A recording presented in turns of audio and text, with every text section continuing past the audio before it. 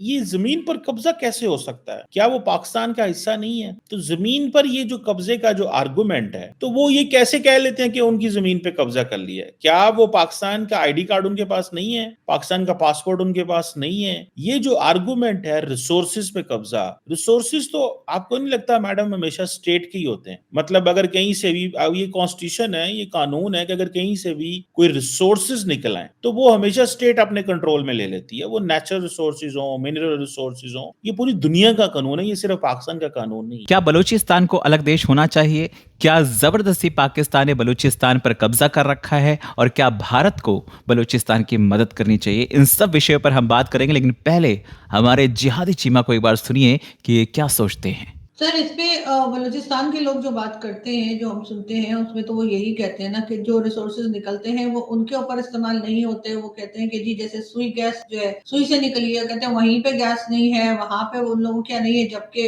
पंजाब और बाकी जो प्रोविंसेस हैं वहां पर आ गई है। तो उनके इस तरह के कई आर्गूमेंट्स हैं जो कि बलूचिस्तान के लोग देते हैं। उसके साथ साथ गवादर और कई जगह पर जहाँ पर सीपीसी का या सीपैक का जो प्रोजेक्ट चल रहा है उसके लिए भी उनका कहना है कि जी उससे हमें कोई फायदा नहीं है, हमारी जमीन जरूर उनकी एक तरह से इस्तेमाल हो रही है। और जाहिर है कि अगर सिर्फ पाकिस्तान कर रहा होता तो ऐसी बात नहीं थी, लेकिन वहां पे तो आप जानते हैं कि चाइना कब्जा करता चला जा रहा है, चाइना बढ़ता जा रहा है। तो ये तमाम चीजें हैं और अगर गवर्नमेंट ये समझती है कि गवर्नमेंट ठीक कर रही है और हर जगह के जो रिसोर्सेज होते हैं उस पर गवर्नमेंट का ही कंट्रोल होना चाहिए और वहां के लोगों का कोई इख्तियार नहीं होना चाहिए, वहां के लोगों की कोई राय ना ले, तो या उनका कोई कह लीजिए उनका कोई फायदा नहीं हो, तो कम से कम उन लोगों को बिठा के बात तो करें, उनके साथ डायलॉग तो करें, उन्हें समझाएं तो सही कि क्या हो रहा है। वो तो बस जाहिर है जो उनको समझ में आ रहा है वो उस तरीके से ही बिहेव कर रहे हैं, वही बता रहे हैं और अभी का नहीं सालों से कह रहे हैं। तो गवर्नमेंट जब बैठेगी नहीं, उनके साथ बात नहीं करेगी। आपने देखा जनरल परवेज मुशर्रफ के जमाने में भी जिस तरह से नवाब खान अकबर भुट्टी साहब को जिस तरीके से टारगेट किया गया, तो वो कोई मुशर्रफ साहब ने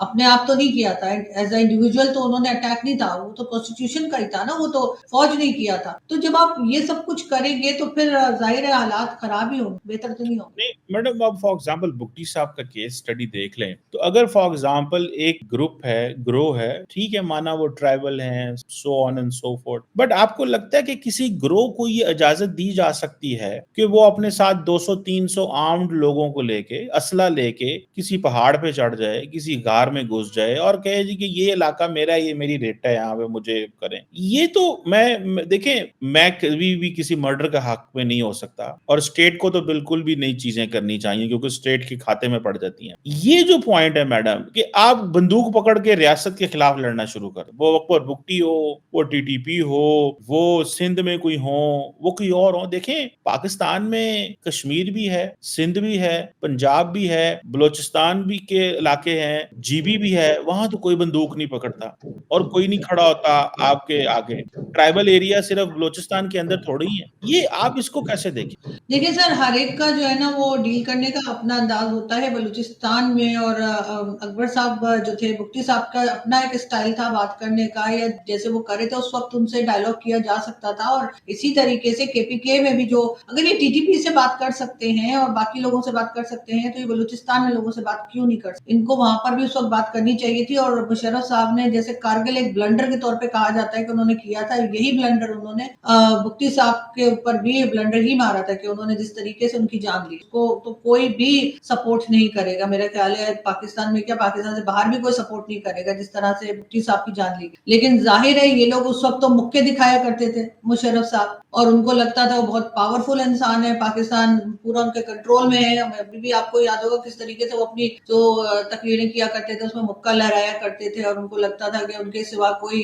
पत्ता भी नहीं ला सकता। तो जब आप ये हालात कर देंगे तो दूसरों के पास क्या चॉइस रह जाएगी? इस वक्त भी ये जिस तरह की हरकतें कर रहे हैं, जिस तरह से वहां पर अटैक कर रहे हैं, लोगों को मारा जा रहा है या लोगों को पकड़ा जा रहा है बलूचिस्तान में, तो ये इनको फायदा नहीं पहुंचाएगा, ये इनको नुकसान ही होगा। इसलिए कि जाहिर है दूसरे को भी गुस्सा आएगा, वो भी फिर कुछ रिएक्शन करेंगे। कब तक ये सिलसिला चलता रहेगा? इनको चाहिए ना कि ये बैठे, बात करें, उनके साथ कुछ डायलॉग करें, उसके जरिए करें। ऐसे तो सर ये मतलब आप गोलियां चलाएंगे, आपकी फौज गोलियां चलाएगी, आपकी जो गवर्नमेंट है वो गोलियां चलाएगी और दूसरे को आप कहेंगे नहीं नहीं नहीं, आप नहीं कर सकते। क्यों क्योंकि वो तो जी गवर्नमेंट का सब कुछ है, गवर्नमेंट जो है उसकी डेट होनी चाहिए। सर ऐसे थोड़ी होता है, लोग जो अब बहुत बदल गए हैं। नहीं, वो बिल्कुल बात सही है आपकी, ठीक है, मैं आपके आर्गुमेंट को देता हूँ। लेकिन मैडम ये कैसे मुमकिन है कि गवर्नमेंट के पास भी बंदूक हो और जो अवाम है वो भी बंदूक गवर्नमेंट पे चला रही हो? मैं इस चीज पे तो एग्री करूंगा कि उनके रिसोर्सेज उनको प्रॉपर्ली नहीं दिए गए। मैं इस चीज पे तो एग्री करता हूँ कि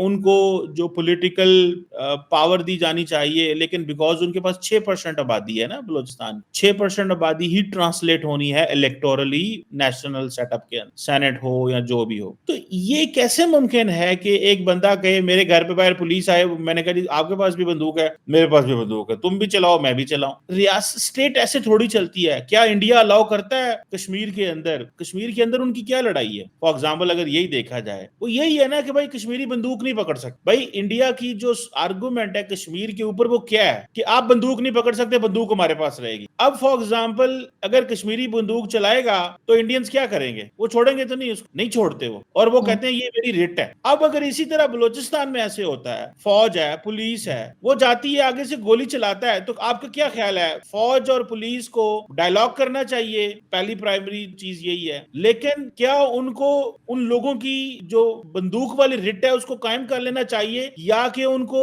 ताकत का इस्तेमाल करना चाहिए और उन लोगों से सरेंडर करवाना चाहिए जो रियासत में हमला करते हैं? मैंने आपको इंडिया की मिसाल इसलिए दी कि वो इंडियंस कर रहे हैं ना, वो नहीं चाहते कश्मीर के अंदर कोई बंदूक उठा के इंडियन फौजी पे हमला करे। इसी तरह बलूचिस्तान के अंदर कोई बंदा बंदूक उठा के पाकिस्तानी फौजी पे हमला करे, तो इज इट जस्टिफाइड? और how would you equate this madam? देखिए सर, सबसे पहले तो बंदूक किसी को भी नहीं उठानी चाहिए, ठीक है ना। अपने लोगों के ऊपर बंदूक ना तो बलूचिस्तान या केपीके के लोगों को उठानी चाहिए और ना ही फौज को या गवर्नमेंट को उठानी चाहिए। अपने लोगों से आपको बातचीत ही करनी चाहिए। दोनों तरफ अगर बंदूक उठाते हैं तो गलत। लेकिन यहाँ पर एक चीज जरूर है, जो कि भारत में असला इतनी आसानी से नहीं मिलता, हमारे यहाँ बहुत आसानी से मिल जाता, कोई बड़ी बात नहीं है। अगर किसी के पास पैसा है तो उसको बंदूक तो क्या, कुछ कोई भी बम सब खरीद सकता है। तो ये चीज तो कभी गवर्नमेंट ने कंट्रोल की ही नहीं, तो जाहिर है सबके पास है। दूसरा, आप अगर पख्तून की बात करते हैं या बलूचिस्तान के लोगों की बात करते हैं, तो उनका कल्चर ऐसा है कि उनके तो कहना चाहिए कि ड्रेस का हिस्सा होता है। अक्सर हर घर में वहां पर आप देखेंगे कि असला रखा हुआ है, तो वो चीज तो आपने कंट्रोल करी ही नहीं शुरू से,